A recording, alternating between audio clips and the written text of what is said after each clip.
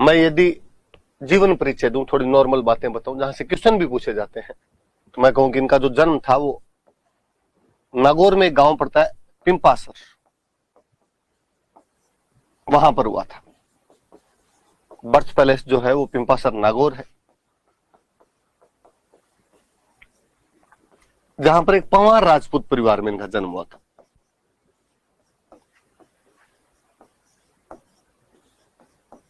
पंवार राजपूत परिवार में पैदा हुए थे। पिताजी का नाम हुआ करता था लोहड़ जी,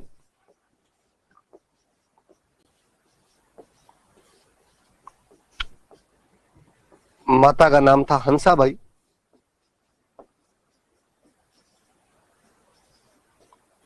जामोजी महाराज के खुद के बचपन का नाम था धनराज। चाइल्डहुड नेम जो उनका था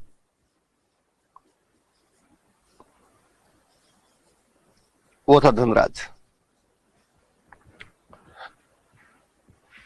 जाम्बोजी निर्गुण भक्ति का उपदेश दिया करते थे। बीकानेर में एक जगह पड़ती है समराथल। इस समराथल नाम की जगह पर अपने अनुयायियों को 29 उपदेश दिए थे। 20 और 9, इसलिए हम कहते हैं इनके अनुयायियों को बिश्नोई कहा जाता है।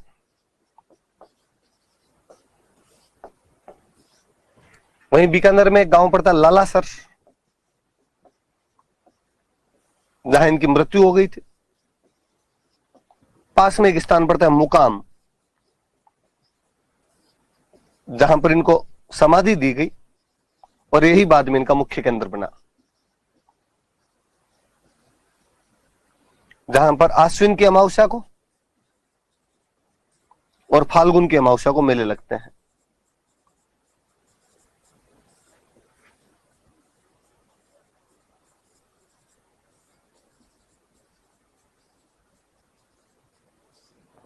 फाल्गुन अमावस्या को मेले लगते हैं।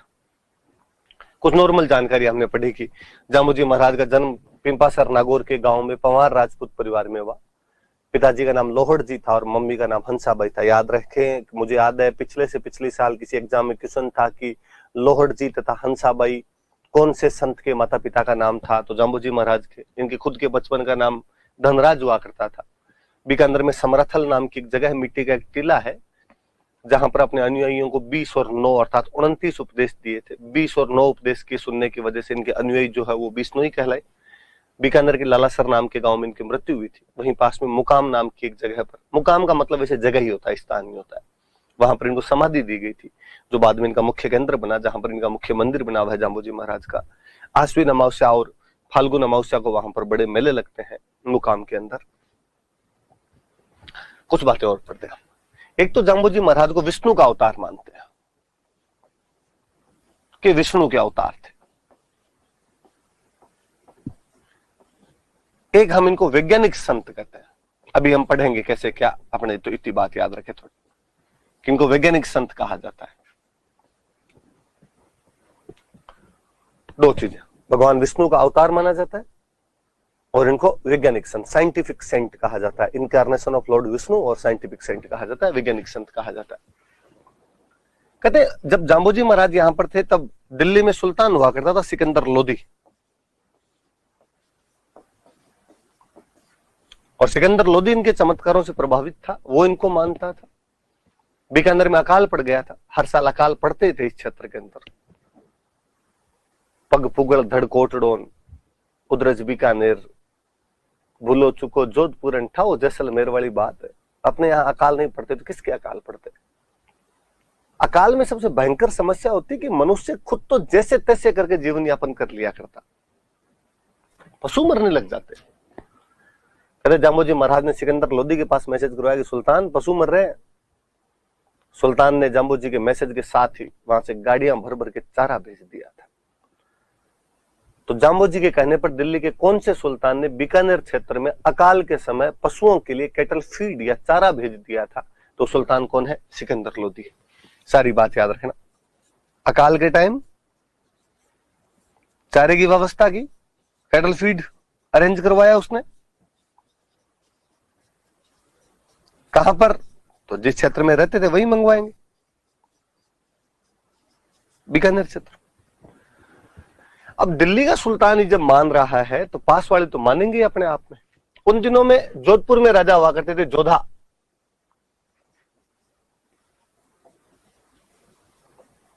और बीकानेर में राजा हुआ करता था बिक्का। बाप बेटे दोनों अपनी स्ट्रीम पढ़ा हुआ है।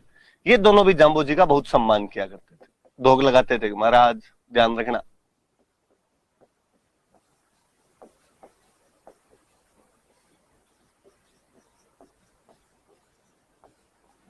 जाम्बू जी महाराज जहां अपने उपदेश दिया करते थे, वो जो उपदेश स्थल हुआ करते थे, उनको बोलते थे संथरिया। संथरिया कहते थे उनको। ये भी थोड़ा ध्यान रखना कि भाई उनके जाम्बू जी महाराज के जो उपदेश स्थल थे उनको क्या कहा जाता था, तो उनको संथरिया कहा जाता था। थोड़ी अलग सी बात है। मंदिर कहां कहां बने हुए? मुकाम में तो है बीकानेर में, एक बीकानेर में और जगह पड़ती है जांगलू, दो जोधपुर के अंदर जगह, एक है रामड़ावास और एक जांबा। नीचे वाली दोनों जगह जोधपुर, ऊपर वाली दोनों जगह बीकानेर। यहां पर जाम्बू जी महाराज के जो मुख्य मुख्य से मंदिर है वो इन क्षेत्रों के अंदर बने हुए। शिक्षाएं पढ़ लेते हैं हम जाम्बू जी महाराज की। क्या क्या टीचिंग्स देके गए थे, क्या बातें बता के गए थे। नॉर्मली निर्गुण भक्ति वाली वो बातें तो बताई थी, पर मैंने शुरू में एक लिखा कि वैज्ञानिक संत थे, तो बंदे ने यार उस टाइम कहा कि हरे पेड़ पौधे नहीं काटे जाने चाहिए। जब दुनिया ग्लोबल वार्मिंग का गए नहीं जानती थी, एक बंदा कितनी साइंटिफिक बात कर रहा था। ग्रीन ट्रीज जो भी है, हरे पेड़ पौधे जो भी है, वो नहीं काटे जाने चाहिए, नहीं काटे जाने चाहिए।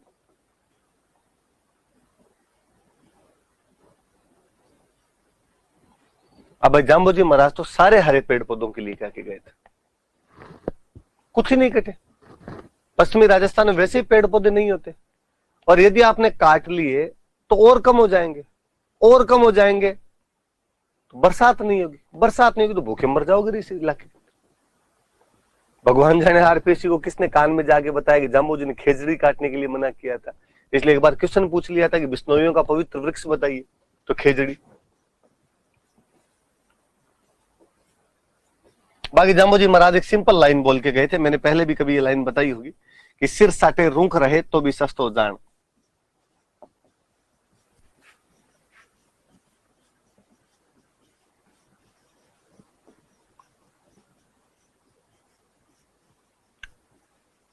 सिर साटे रूख रहे तो भी सस्तो जान।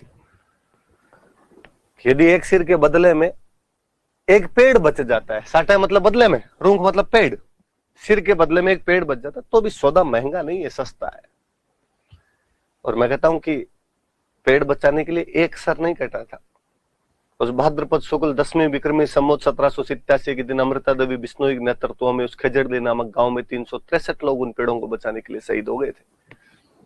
जाम्बू जी महाराज की एक सिंपल सी लाइन को चरितार्थ करने के लिए उनके अनुयायियों ने विश्व का ना भूतो ना भविष्यति वाला वो बलिदान दिया था।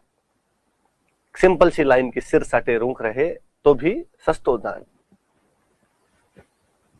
एक लाइन और बोल के गए कि जीव हिंसा नहीं करनी चाहिए, एनिमल किलिंग नहीं होनी चाहिए भाई।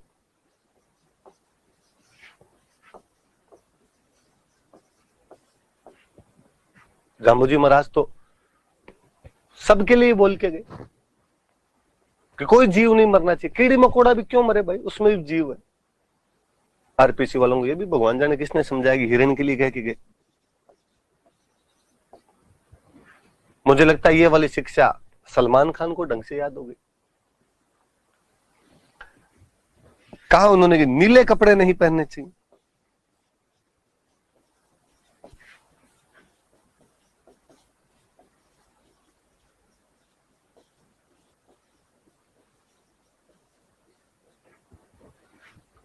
ब्लू क्लॉथ्स हो वो नहीं पहने जाने चाहिए, नीले कपड़े नहीं पहने जाने चाहिए। नॉर्मल सा गाढ़ा रंग है, पश्चिमी राजस्थान में धूप ज्यादा होती है, सूर्य की किरणों को अधिक अवशोषित करेगा, गर्मी ज्यादा लगेगी, साइंटिफिक सा रीजन है, इसलिए वो साइंटिफिक सेंट है।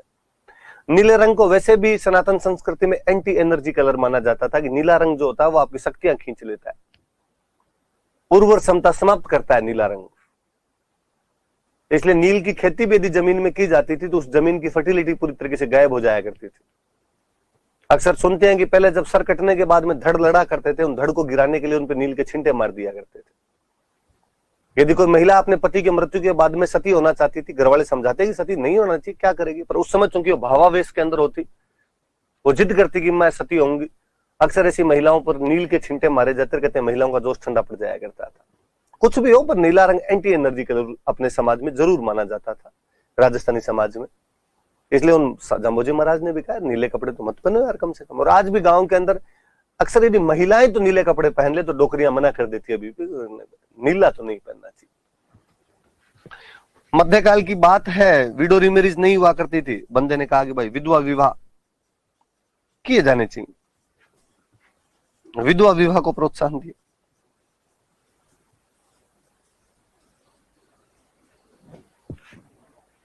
नॉर्मल सी सीधी सी सिंपल सी बात कही। बाकी और सुबह जल्दी खड़े हो जाने चाहिए, नशे पत्ते नहीं करने चाहिए, पानी छान के पीना चाहिए। सिंपल जो एक संत की बातें कह सकता वो कही थी। अपने काम की जो बातें वो इधर वाली थोड़ी सी याद रखने वाली। हरे पेड़ पौधे मत काटो, जीव हिंसा मत करो, नीले कपड़े मत पहनो, विधवाओं की शादी करो। ह्यूमन एम्पावरमेंट वाला बंदा अपने आप। तो वास्तव में भाई जाम्बोजी महाराज इस मामले में तो साइंटिफिक सेंट थे कि उस टाइम ऐसी बातें करना बड़ी चीज हुआ करती थी। वापस देख लो सारी चीजें आप। पिंपासर नागौर में जन्म हुआ, पंवार राजपूत परिवार में। लोहड़ जी पापा थे, मम्मी का नाम हंसाबाई था, बचपन का नाम धनराज था। समरथल नाम की जगह पर अपने अनुयायियों को 29 उपदेश थे, इसलिए अनुयायी बिश्नोई कहलाए। लालासर में मृत्यु हुई, मुकाम में समाधि लगाई गई जहां मुख्य मंदिर है। आश्विन अमावस्या और फाल्गुन अमावस्या इनके मेले लगते हैं, वहां पे भगवान विष्णु का अवतार माना जाता है, वैज्ञानिक संत कहा जाता है। सिकंदर लोदी ने इनके कहने पर अकाल के समय बीकानेर क्षेत्र में चारे की व्यवस्था की थी। जोधपुर वाला जोधा और बीकानेर वाला बिक्का धोख लगाया करते थे इनके। जहां उपदेश देते उन जगह को संथरिया बोलते हैं। मुकाम जांगलू बीकानेर में और रामड़ावास जांबा जोधपुर में इनके मुख्य मंदिर है। शिक्षाएं मैंने बताई दी आपको। ये जाम्बोजी महाराज की बेसिक बड़ी सी बातें हैं, याद